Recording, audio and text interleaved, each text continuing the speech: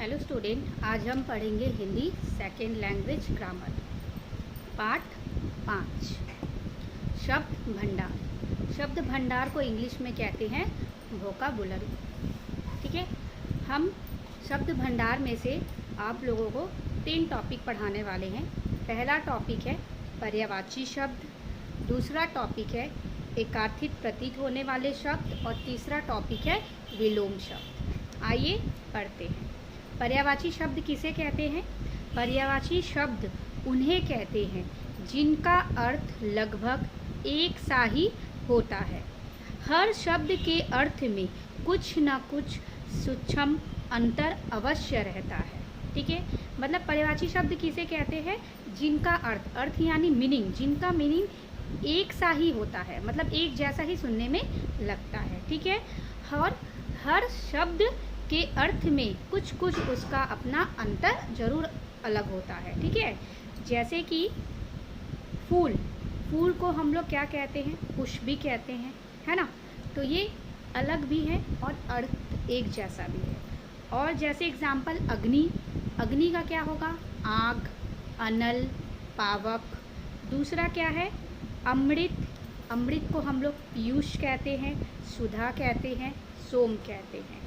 ठीक है, अब जैसे आँख, आँख को हम लोग नेत्र भी कहते हैं, नयन भी कहते हैं, लोचन भी कहते हैं आदि। तो ये हमारा हो गया पर्यायवाची शब्द। इस तरीके से कई पर्यायवाची शब्द आप लोगों के मतलब पुस्तिका में दिया गया है। जैसे कि मैं आप लोगों को उसमें से कुछ बता दी हूँ, और कुछ है जैसे कि आकाश, आकाश को आसमान, गगन, नभ कहते हैं। फिर उसके बाद है आनंद, आनंद मतलब आमोद, हर्ष, खुशी। इच्छा का पर्यायवाची शब्द क्या होगा? अभिलाषा, आकांक्षा, कामना, चाह। ठीक है, ईश्वर का परमात्मा, भगवान। ठीक है, कमल का क्या होगा? नीरज, जलज, अम्बुज।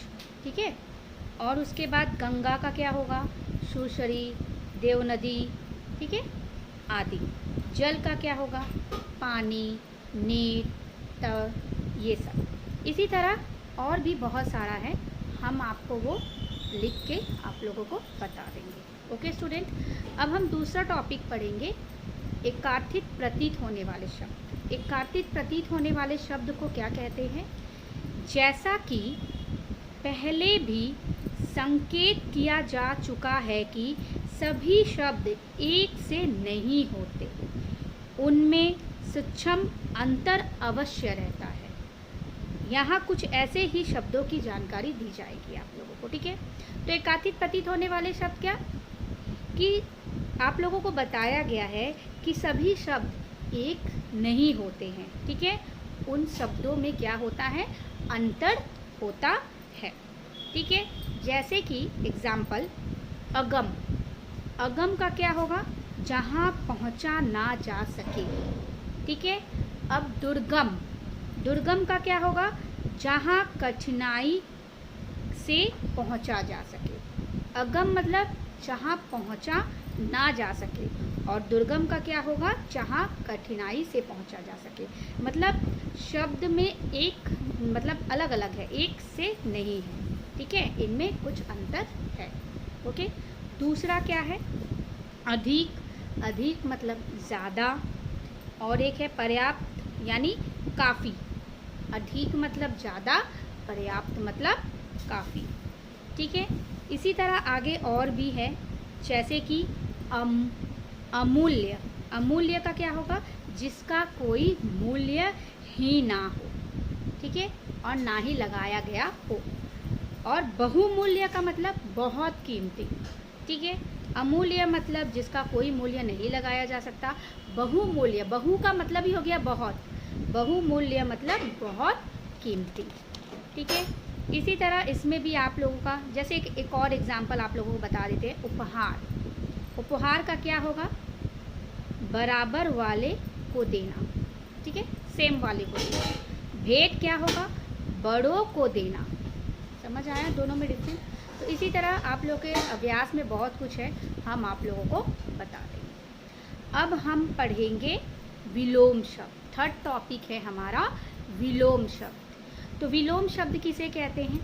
जो शब्द अर्थ की दृष्टि से एक दूसरे के विरोधी होते हैं, ठीक है, एक दूसरे के विरोधी यानी अपोजिट होते हैं, उन्हें विलोम शब्द कहते हैं, ठीक है।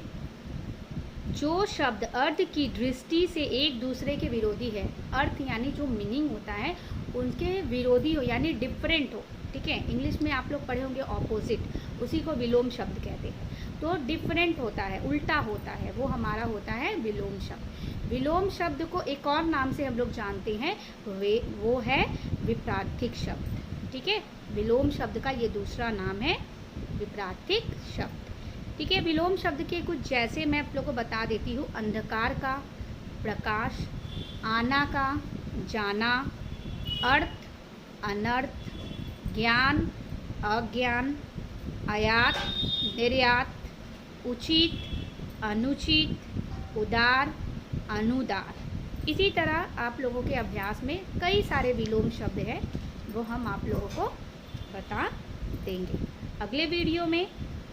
ओके स्टूडेंट, अगले वीडियो में मैं इस तीनों चैप्टर का अभ्यास आप लोगों को अपलोड कर दूंगी। Thank you, bye bye.